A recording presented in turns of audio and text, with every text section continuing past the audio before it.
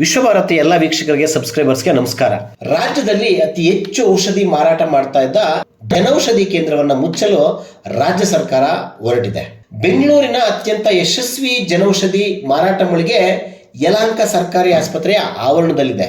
ಪ್ರತಿದಿನ ಇಲ್ಲಿ 100ರಿಂದ 1000ಕ್ಕೂ ಹೆಚ್ಚು ಜನ ಔಷಧಿಗಳನ್ನ ಕಡಿಮೆ ಖರ್ಚಲ್ಲಿ ಖರೀದಿ ಮಾಡ್ತಾರೆ, ಆರೋಗ್ಯವನ್ನ ಕಾಪಾಡ್ಕೊಳ್ತಾರೆ, ಸುಧಾರಿಸ್ಕೊಳ್ತಾ ಇದ್ದಾರೆ. ಇದೀಗ ಇಂತಹ ಕೇಂದ್ರವನ್ನು ಮುಚ್ಚಲು ಹೊರಟಿರುವ ರಾಜ್ಯ ಸರ್ಕಾರದ ನಡೆ ವಿರುದ್ಧ ಮುಖ್ಯಮಂತ್ರಿಗಳು, ಉಪಮುಖ್ಯಮಂತ್ರಿಗಳು ಹಾಗೆಯೇ ಆರೋಗ್ಯ ಸಚಿವರ ವಿರುದ್ಧ ಜನರು ಶಾಪ ಹಾಕ್ತಾ ಇದ್ದಾರೆ. ಜನರ ಆಕ್ರೋಶದ ಕಟ್ಟೆ ಒಡಿತಾ ಇದೆ. ಈ ಎಲ್ಲಾ ವಿಚಾರಗಳನ್ನು ಹೊತ್ತಂತಹ ಒಂದು ಸುದ್ದಿ ನಿಮಗಾಗಿ. ಇದೆಲ್ಲ ಇಡೀ ರಾಜ್ಯದಲ್ಲಿ ಎಲ್ಲೆಲ್ಲಿ ಸರ್ಕಾರಿ ಆಸ್ಪತ್ರೆಗಳೈತೆ ಜನೌಷಧಿಗಳನ್ನು ಮುಚ್ಚಬೇಕು ಅಂತೇಳಿ ಆದೇಶವನ್ನು ಸರ್ಕಾರ ಮಾಡೈತೆ. ಯಾಕಂದರೆ ಇವತ್ತು ಜನೌಷಧಿ ನಮ್ಮ ಯಲಹಂಕ ಆಸ್ಪತ್ರೆಯಲ್ಲಿರ್ತಕ್ಕಂಥ ಜನೌಷಧಿ ದಕ್ಷಿಣ ಭಾರತದಲ್ಲೇ ಹೈಯೆಸ್ಟ್ ಸೇಲ್ ಆಗ್ತಾ ಇರ್ತಕ್ಕಂಥದ್ದು. ಇದು ಕೇಂದ್ರ ಸರ್ಕಾರದ ಯೋಜನೆ. ಹೊರಗಡೆ 100 ರೂಪಾಯಿ ಸಿಗೋವಂಥ ಔಷಧಿ 10 ರೂಪಾಯಿ ಕೊಡ್ತಾರೆ, ಸೇಮ್ ಗುಣಮಟ್ಟ ಇರ್ತಕ್ಕಂಥದ್ದು. ಬಹುಶಃ ಇವತ್ತು ರಾಜ್ಯ ಸರ್ಕಾರ ಆರೋಗ್ಯ ಇಲಾಖೆ ಔಷಧಿ ಅಂಗಡಿಗಳು ಯಾರು ಖಾಸಗಿ ಅಂಗಡಿಗಳಿದ್ದಾರೆ ಅವರ ಒತ್ತಡಕ್ಕೆ ಒಳಗಾಗಿ, ಯಾಕಂದರೆ ಜನ ಎಲ್ಲ ಇಲ್ಲೇ ಔಷಧಿ ತಗೊತಾರೆ, ಎದುರುಗಡೆ ಮೆಡಿಕಲ್ ಶಾಪ್ಗಳೊಂದಷ್ಟವೆ, ಅವರ ಇಡೀ ರಾಜ್ಯದಲ್ಲಿ ಒತ್ತಡವನ್ನು ಮಾಡಿ ಮಂತ್ರಿಗಳಿಗೆ ಆಮಿಷವನ್ನು ಒಡ್ಡಿ ಈ ಜನೌಷಧಿ ಕೇಂದ್ರವನ್ನು ಶಿಫ್ಟ್ ಮಾಡ್ತಾ ಇರ್ತಕ್ಕಂಥದ್ದು. ಯಾವುದೇ ಕಾರಣದಿಂದ ಜನೌಷಧಿ ಕೇಂದ್ರವನ್ನು ಶಿಫ್ಟ್ ಮಾಡೋಕ್ಕೆ ಬಿಡೋದಿಲ್ಲ ನಾನು, ಯಲಹಂಕದಲ್ಲಿ ಬಿಡೋದಿಲ್ಲ ನಾನು. ಮತ್ತು ಔಷಧಿ ಕೊಡಲ್ಲ ರೀ ಅವರು. ಇವತ್ತು ಉಚಿತವಾದ ಔಷಧಿ ಕೊಡ್ರಿ ಅಂತ ಹೇಳ್ತಾರೆ, ಸರ್ಕಾರದಿಂದ ಸಪ್ಲೈ ಇಲ್ಲ. ಇವತ್ತು ಉಚ್ಚನಾಯಿ ಕಡ್ದು ರೇಬೀಸ್ ಬಂದರೆ ಉಚಿತವಾಗಿ ಔಷಧಿ ಕೊಡ್ರಿ ಅಂತ ಹೇಳ್ತಾರೆ. ಹಾಸ್ಪಿಟ್ಲಲ್ಲಿ ಆಸ್ಪತ್ರೆಗೆ ದುಡ್ಡು ಕೊಡಲ್ಲ, ನಾವೆಲ್ಲಿಂದ ತರೋಣ? ಅಲ್ಲಿ ಡೆವಲಪ್ಮೆಂಟ್ ದುಡ್ಡಲ್ಲಿ ಹಾಕ್ಕೊಬೇಕು. ಈಗ ಅಲ್ಲಿ ಕೊಡ್ತಕ್ಕಂಥ ಅವಶ್ಯಕತೆ ಇರ್ತಕ್ಕಂಥ ಔಷಧಿಗಳು ಕೂಡ ಆಸ್ಪತ್ರೆ ಇಲ್ಲ. ಬೇಕಾದ್ರೆ ನೀವು ಹೋಗಿ ಒಂದ್ಸರಿ ಪರಿಶೀಲನೆ ಮಾಡಿರಿ, ನೋಡೋಣ. ಈಗ ಇವರು ಕೇಂದ್ರ ಸರ್ಕಾರದಿಂದ ಜನೌಷಧಿ ಕೇಂದ್ರ ಸಾಮಾನ್ಯ ಬಡವರಿಗೆ ಅನುಕೂಲ ಆಗಲಿ ಅಂತ ಮಾಡಿರೋದು. ವರ್ಷಕ್ಕೆ ನೀವು ನೋಡಿಕೊಂಡ್ರೆ ತಿಂಗಳಿಗೆ ಮನೆಯಲ್ಲಿ ಶುಗರು BP ಪೇಷಂಟ್ಸ್ ಇರೋರು ಹಲವಾರು ಜನ ಒಂದು ಫ್ಯಾಮ್ಲಿಯಲ್ಲಿ ಒಂದು 2-3 ಸಿಗ್ತಾರೆ. ಅವ್ರದ್ದು ಆದಾಯ ಎಷ್ಟಿರ್ತದೆ? ಒಂದು 15,000 ಹಂಗಿರ್ತದೆ ತಿಂಗಳಿಗೆ ಆದಾಯ. 3,000 ಆಚೆ ಕಡೆ ತೊಗೊಂಡ್ರೆ 3,000 ಬಿಲ್ ಆಗ್ತದೆ. ಜನೌಷಧಿ ಕೇಂದ್ರ 300 ರೂಪಾಯಿ ನಿಮಗೆ ಕಡಿಮೆ ರೇಟಲ್ಲಿ ಸಿಗೋವಂಥ ಔಷಧಿ. ಎಷ್ಟೋ ಸುಮಾರು ಲಕ್ಷಾನುಗಟ್ಟೆ ಪ್ರತಿಯೊಂದು ಜಾಗದಲ್ಲೂ ಕೂಡ, ಪ್ರತಿಯೊಂದು ಜಿಲ್ಲೆಯಲ್ಲೂ ಕೂಡ ಜನೌಷಧಿ ಕೇಂದ್ರ ಇದೆ. ಈಗ ಇದರಿಂದ ಹಲವಾರು ಬಡವರಿಗೆ ಅನುಕೂಲ ಆಗ್ತಾಯಿದೆ. ಅಂಥದ್ದನ್ನು ಇವ್ರಿಗೆ ಯಾಕೆ ಇದ್ರ ಮೇಲೆ ಕಣ್ಣು ಬಿತ್ತು? ಏನು ಅವಶ್ಯಕತೆ ಏನಿದೆ? ಜನಗಳಿಗೆ ಅನುಕೂಲ ಆಗೋದು ಇವ್ರು ಮಾಡಬೇಕು. ಅದನ್ನು ಬಿಟ್ಟು ಕೇಂದ್ರ ಸರ್ಕಾರದಿಂದ ಬಂದಿದೆ ಅಂತ ಒಂದು ಉದ್ದೇಶಕ್ಕೆ ನೀವು ಜನೌಷಧಿ ಕೇಂದ್ರ ಮುಚ್ಚೋ ಪ್ರಯತ್ನ ಮಾಡ್ತಿದ್ದಾರೆ. ಇದು ಸಾಮಾನ್ಯ ಜನರಿಗೆ ಅನುಕೂಲ ಆಗೋದನ್ನು ನೀವು ತಡೆದ್ರೆ ಅದನ್ನು ಅವರೆಲ್ಲರ ನಿಮಗೆ ಒಂದು ಶಾಪ ಬಿದ್ದೇ ಬೀಳ್ತದೆ.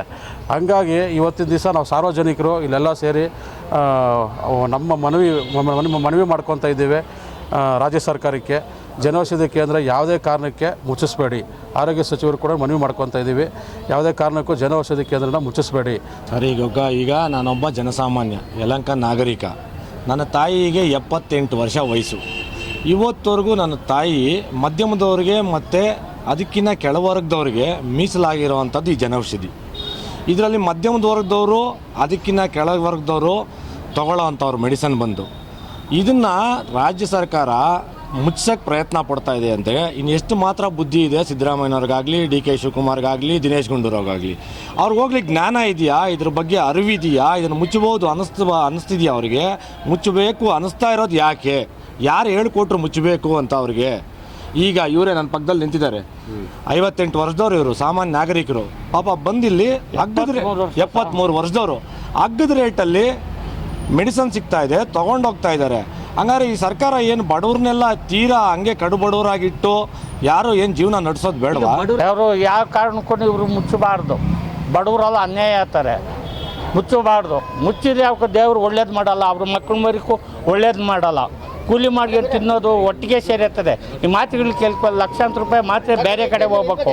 ನೀವು ಸಹಾಯ ಮಾಡಿತ್ತು ಯಾವುದು ಕೊಟ್ಟಂಗೆ ಕೊಟ್ಟು ಕಿತ್ಕೊಂಬಾರ್ದು. ಇದು ಮೋಸ, ಮಕ್ಕಳ ಮರಿಗೆ ಅನ್ಯಾಯ ಆಗ್ತದೆ.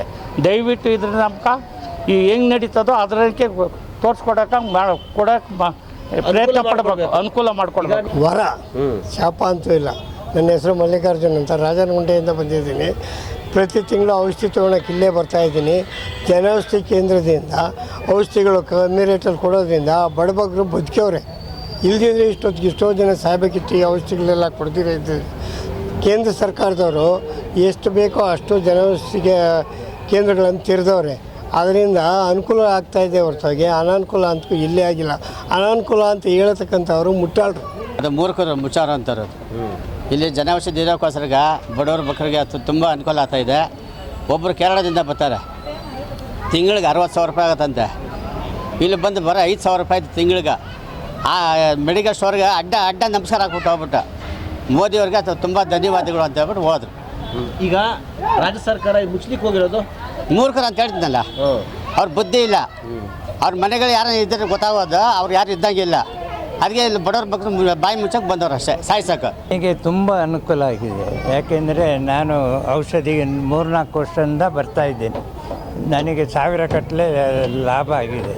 ಬೇರೆ ಕಡೆ ಹೋದರೆ ಅವ್ರದ್ದು ಟ್ಯಾಕ್ಸ್ ಅದು ಇದು ಅಂತೇಳಿ ತುಂಬ ಜಾಸ್ತಿ ಆಗ್ತಾಯಿದೆ. ನಾವು ಬಡವರಿಗಂತ ಇದ್ದ ಒಂದು ಸಂಸ್ಥೆ ಇದು.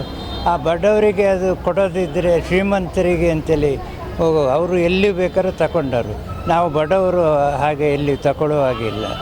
ಸ್ವಲ್ಪ ನಮ್ಮ ಜನರಿಗಾಗಿ ಸ್ವಲ್ಪ ಇದಕ್ಕಾಗಿ ದೇಶ ಉದ್ಧಾರ ಆಗಬೇಕು ಅಂತ ಆದರೆ ಈ ಜನ ಔಷಧಿ ಸ್ವಲ್ಪ ಎಲ್ಲ ಕಡೆಯಲ್ಲಿ ಇರಬೇಕು. ಇದು ಒಂದಲ್ಲ, ಎಲ್ಲ ಕಡೆಯಲ್ಲಿ ಇರಬೇಕು ಅಂತೇಳಿ ನಮ್ಮದು ಮನವಿ. ಸರ್, ಇವತ್ತು ನಾವು ಯಲಹಂಕ ಸರ್ಕಾರಿ ಆಸ್ಪತ್ರೆ ಆವರಣದಲ್ಲಿದ್ದೀವಿ. ಇಲ್ಲಿನ ಪ್ರಧಾನಮಂತ್ರಿ ಜನೌಷಧಿ ಕೇಂದ್ರದ ಎದುರುಗಡೆ ನಾವು ಇದರ ವಿಷಯವಾಗಿ ಮಾತಾಡ್ತಾ ಇದ್ದೀನಿ.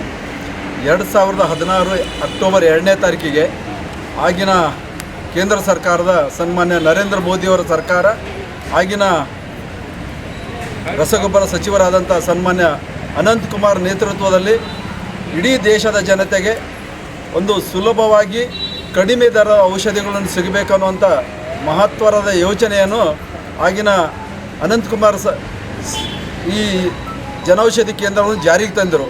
ಅಕ್ಟೋಬರ್ 2, 2016ರಲ್ಲಿ ಯಲಹಂಕದ ಸಾರ್ವಜನಿಕ ಆಸ್ಪತ್ರೆ ಆವರಣದಲ್ಲಿ ಸರ್ಕಾರದ ವತಿಯಿಂದಲೇ ಇದನ್ನು ಪ್ರಾರಂಭ ಮಾಡಿದ್ದಂಥದ್ದು. ಇಡೀ ದಕ್ಷಿಣ ಭಾರತದಲ್ಲೇ ಯಲಹಂಕ ಸಾರ್ವಜನಿಕ ಆಸ್ಪತ್ರೆ ನಂಬರ್ 1 ಸೇಲ್ಸಲ್ಲಿದೆ. ಅಷ್ಟೊಂದು ಔಷಧಿಗಳನ್ನು ಇಲ್ಲಿ ಕಡಿಮೆ ದರದ ಔಷಧಿಗಳನ್ನು ಅಲ್ಲಿ ಮಾರಾಟ ಆಗುತ್ತೆ. ಅಂದರೆ ಅಷ್ಟೊಂದು ಔಷಧಿ ಇಲ್ಲಿ ಸಿಗುತ್ತೆ ಮತ್ತು ಯಾವುದೇ ಜನರಿಗೆ ತೊಂದರೆ ಆಗಲಾರ್ದಂಥ ಔಷಧಿಗಳನ್ನು ಇಲ್ಲಿ ಸಿಗುತ್ತೆ. ನೀವಿನ್ನು @ವಿಶ್ವಭಾರತಿ 24 ಚಾನಲ್ನ ಸಬ್ಸ್ಕ್ರೈಬ್ ಮಾಡ್ಕೊಳ್ಳಿಲ್ಲ ಅಂದರೆ ಸಬ್ಸ್ಕ್ರೈಬ್ ಮಾಡ್ಕೊಳ್ಳಿ. ನಮ್ಮ ವಿಡಿಯೋ ಕಂಟೆಂಟ್ ಇಷ್ಟ ಆದರೆ ಲೈಕ್ ಮಾಡಿ, ಶೇರ್ ಮಾಡಿ.